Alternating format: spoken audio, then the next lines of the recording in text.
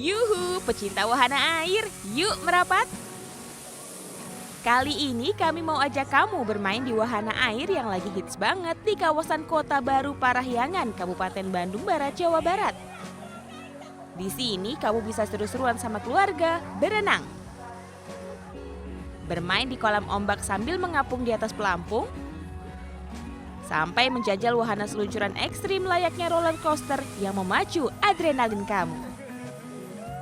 Nah, gimana gak memacu adrenalin coba? Seluncuran ini tuh berada di ketinggian 15 meter dengan panjang lintasan sampai 120 meter. Sebelumnya aku udah pernah nyoba roller coaster aja sih, tapi kan ini kan roller coasternya plus air ya. Jadi kayak beda aja sensasinya gitu. Kalau roller coaster kan cuma angin, terus kita sekarang sensasinya sama basah. Sama ya lebih seru deh. Nah, meskipun wahananya ekstrim, soal keamanan tenang aja sahabat. Pengelola menyiagakan petugas untuk berjaga di wahana dan memastikan alat siap sebelum digunakan. Sebelum dinyalakan, sebelum kita beroperasi, kita juga lakukan pengecekan. Kalau misalkan ada beberapa checklist yang nggak sesuai, kita akan close. Tapi kalau misalkan checklistnya full, kita jalankan. Untuk safety-nya sendiri, petugas lifeguard akan senantiasa membantu menjaga ada regulasi mengenai penggunaan ban, posisi kaki, posisi duduk, semuanya sudah dijelaskan. Wih, seru banget ya sahabat. Buat kamu yang tertarik, kamu bisa banget nih menghabiskan liburan di sini. Jangan lupa siapkan kocek 130 hingga 150 ribu rupiah untuk harga satu tiket di musim liburan ini ya. Sementara buat kamu yang datang nggak pas musim liburan, tiket yang harus dibayar hanya berkisar 80 hingga 90 ribu rupiah saja.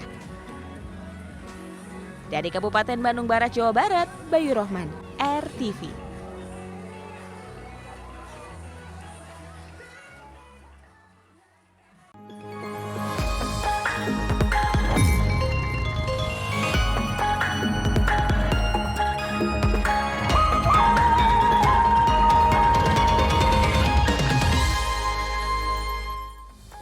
Halo, selamat pagi Oscar. Selamat pagi Retno, ini sudah musim liburan ya sahabat RTV Betul. ya. Dan tadi keseruan wahana seluncuran tadi juga menjadi salah satu referensi tempat berlibur untuk kamu. Betul sekali, dan kami juga masih memiliki rekomendasi lain untuk liburan di musim ini ya. Wahana-wahana segala macam dan juga tempat-tempat liburan pastinya. Di mana saja itu kami hadirkan selengkapnya di Lensa Indonesia Pagi kali ini bersama saya Retno Ayu. Dan saya Oscar Haris.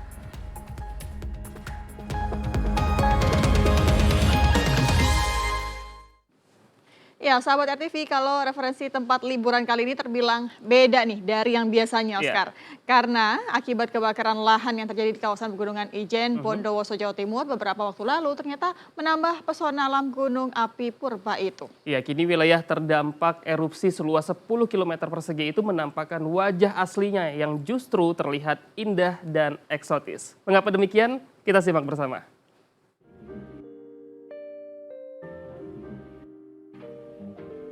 Inilah spot wisata Black Lava yang menjadi keindahan alam pegunungan Ijen di perbatasan Desa Sempol dan Kalianyar, Bondowoso, Jawa Timur.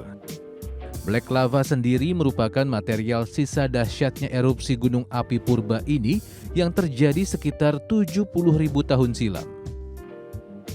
Tersusun alami hampir 10 km persegi, sisa erupsi yang telah membatu berwarna kehitaman kini terlihat eksotis.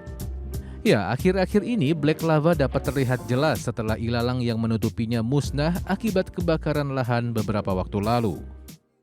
Ketika setelah ilalang terbakar itu menambah kesan pesona bagi kami ya, karena melihat benar-benar seperti Black Lava, seperti lava-lava yang hitam yang memang ditimbulkan dari Ijen.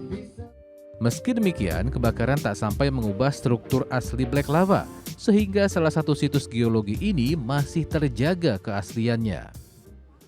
Kita juga ada hikmahnya dengan kebakaran tersebut, kita bisa melihat secara jelas landscape dari aliran lava Pelalangan. Yang sebelumnya kalau kita ke sini itu masih ada ilalang dan lain-lain, sehingga pandangan kita enggak langsung ke batu. Secara geologi, Black Lava terlahir dari aliran lava basaltis yang kemudian mengeras layaknya adonan kue yang mengering. dan kini telah menjadi salah satu situs geologi yang belum lama ditetapkan UNESCO sebagai situs geopark atau taman bumi. Bentuk aslinya yang kian jelas membuat spot ini terus ramai didatangi wisatawan penikmat momen matahari terbenam tanpa dipungut biaya. Dari Bondowoso, Jawa Timur, Galih Mega, RTV. Ya, sahabat, memasuki liburan menyambut Natal dan Tahun Baru, nggak afdol rasanya nih kalau kita nggak berlibur ke tempat-tempat wisata yang menghibur dan juga edukatif ya. Iya betul sekali, di Desa Sentono, Klaten, Jawa Tengah misalnya, kamu bisa berlibur ke kebun melon. Nah, di sana kita bisa mengajak keluarga pastinya untuk menikmati buah melon dari pohonnya langsung dan juga belajar cara budidaya buah melon itu sendiri. Tanpa berlama-lama, kita simak informasinya berikut ini.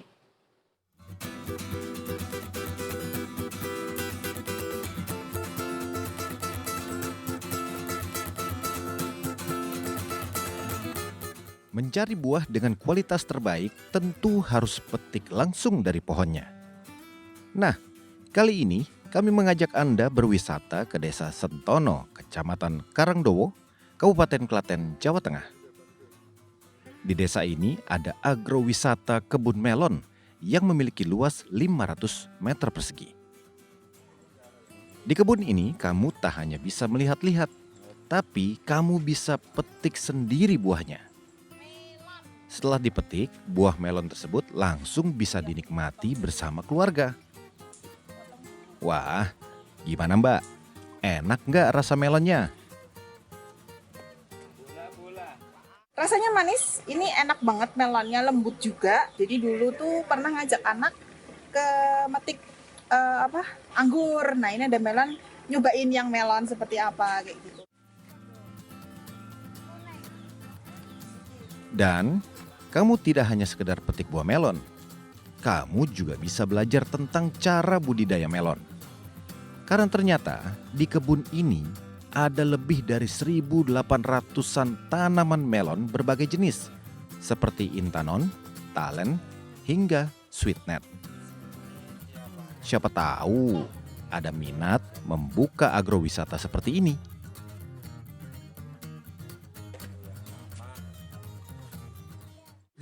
Bagus, bisa untuk dicontoh ke depannya, suatu saat bisa buat sendiri gitu. Kalau ada kesempatan dan modal juga pastinya. Asal ada minat yang kuat, tak ada salahnya berikhtiar untuk membuka usaha seperti ini. Sang pemilik kebun melon ini pun juga tak mengira bisa menjalankan bisnis agrowisata kebun melon sampai saat ini.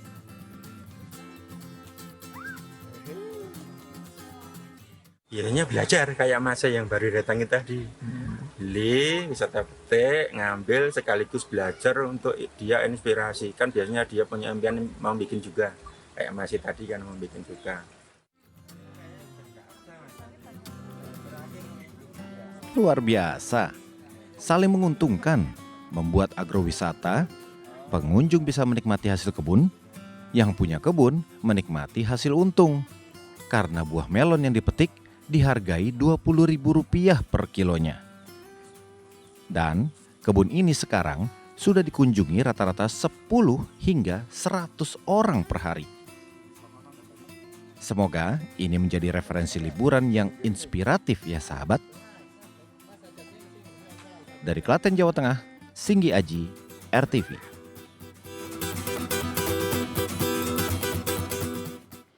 Kita beralih ke pergerakan Capres-Cawapres, sahabat RTV. Cawapres nomor urut 1 Muhaimin Iskandar menghadiri acara silaturahmi bersama Majelis Taklim se-Kabupaten Bekasi. Ya, Caimin berjanji akan memberantas pinjaman dan judi online yang kerap meresahkan masyarakat. Apakah bisa?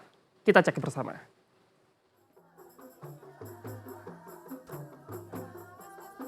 Kedatangan calon wakil presiden nomor urut 1 Muhaimin Iskandar di acara silaturahmi bersama Majelis Taklim se-Kabupaten Bekasi di Kedung Guru, Tambun, Bekasi, Jawa Barat disambut lantunan sholawat dan marawis.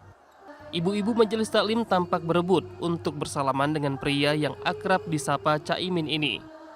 Dalam acara ini, Muhaimin menyinggung permasalahan pinjaman online dan judi online yang telah merugikan masyarakat. Ia berjanji akan memberantas pinjol dan judol jika pasangan Amin menang pada Pilpres 2024. Ya langsung, karena ada jelas lokusnya, jelas pelakunya, ya harusnya Presiden turun tangan. Kalau Presiden nggak turun tangan berarti ya nunggu Amin menang lah insya Allah. Penyedia pinjaman online kini semakin menjamur di Indonesia. Berdasarkan data Otoritas Jasa Keuangan, nilai penyaluran pinjol sangat fantastis, yakni mencapai 20,53 triliun hingga Agustus 2023. Sementara jumlah utang yang belum terbayarkan sebesar 25,16 triliun rupiah. Berdasarkan rentang usia, 47,78% peminjam berasal dari kalangan muda, berusia 20 hingga 30 tahun, dengan pinjaman sebesar Rp300.000 hingga Rp400.000. Sementara 39,05% atau setara dengan 8,01 triliun diberikan kepada sektor produktif. Sehingga meskipun keberadaan pinjol dinilai telah merugikan masyarakat, namun cukup berkontribusi terhadap perputaran ekonomi dalam negeri. Lalu, mampukah pasangan Amin memberantas pinjaman online jika terpilih nanti? Dan apa solusi yang ditawarkan untuk memenuhi kebutuhan keuangan masyarakat? Dari Bekasi, Jawa Barat, Salsabila Al-Katiri dan Indra Bramantio, RTV. Ya, sementara itu bertarung demi mendapatkan suara generasi muda pada pemilu 2024 dilakukan calon presiden nomor urut 2 Prabowo Subianto. Ya, Prabowo pun mendapatkan dukungan dari generasi muda Islam. Seberapa besar suara pemilih pemula? Kita cek bersama.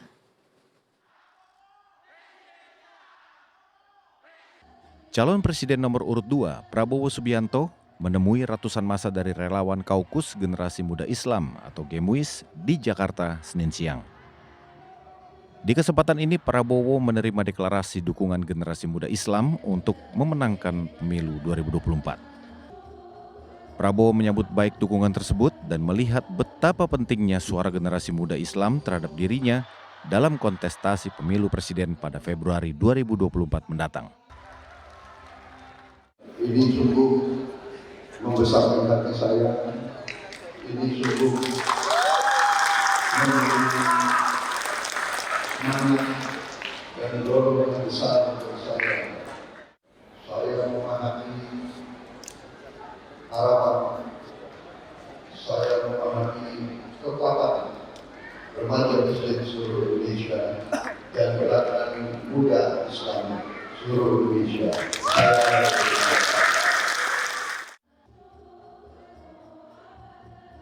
Terlepas adanya dukungan generasi muda Islam, tak bisa dipungkiri, Prabowo melihat adanya potensi suara dari pemilih muda.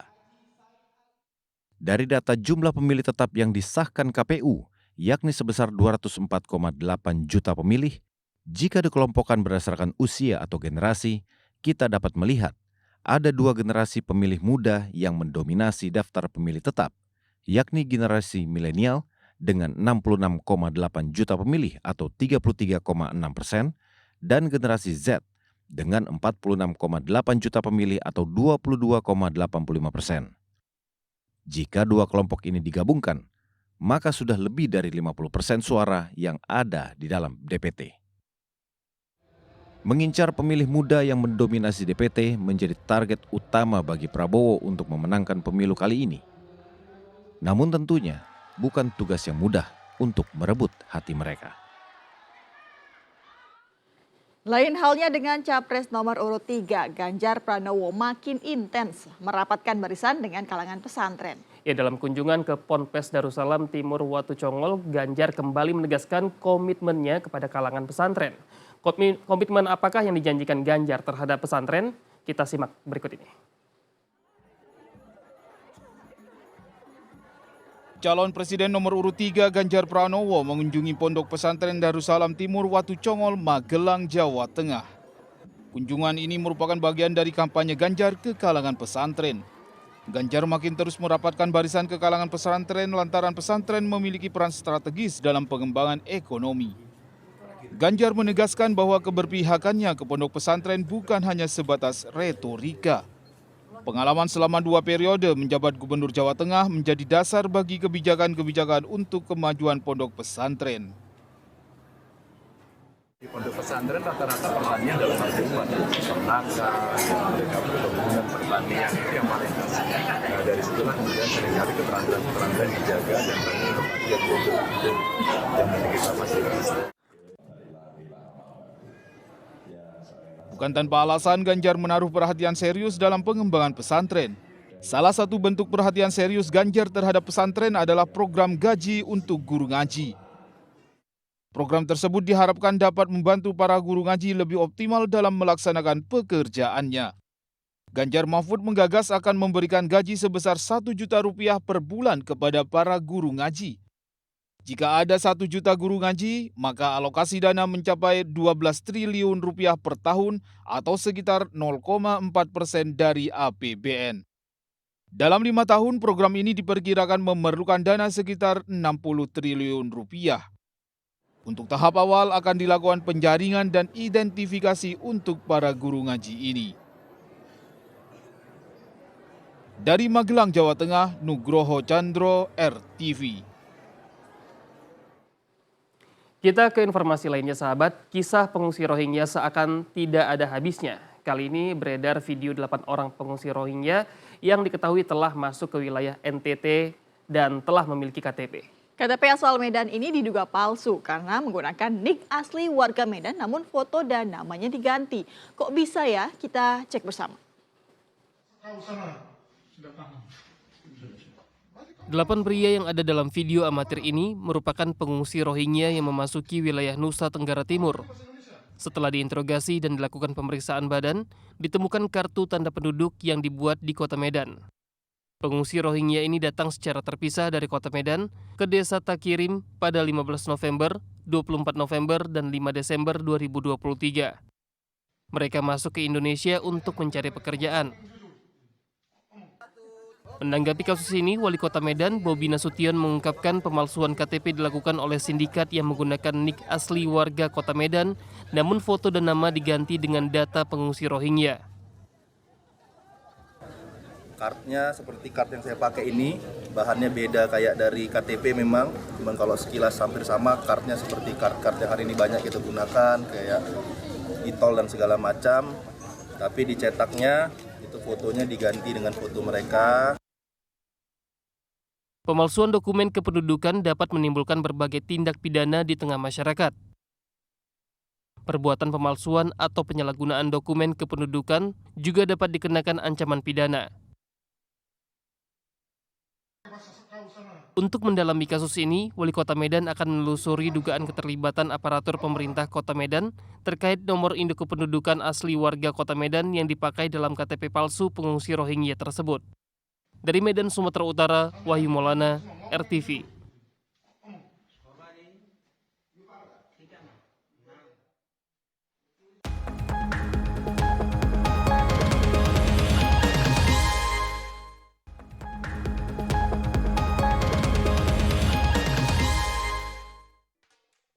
Scan ulang siaran digital kamu.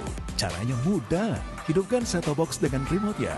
Lalu nyalakan televisi kamu. Setelah itu di menu pengaturan, pilih sistem penerimaan siaran. Selanjutnya, masuk ke program tuning otomatis untuk mencari siaran digital. Dan tunggu sampai prosesnya selesai.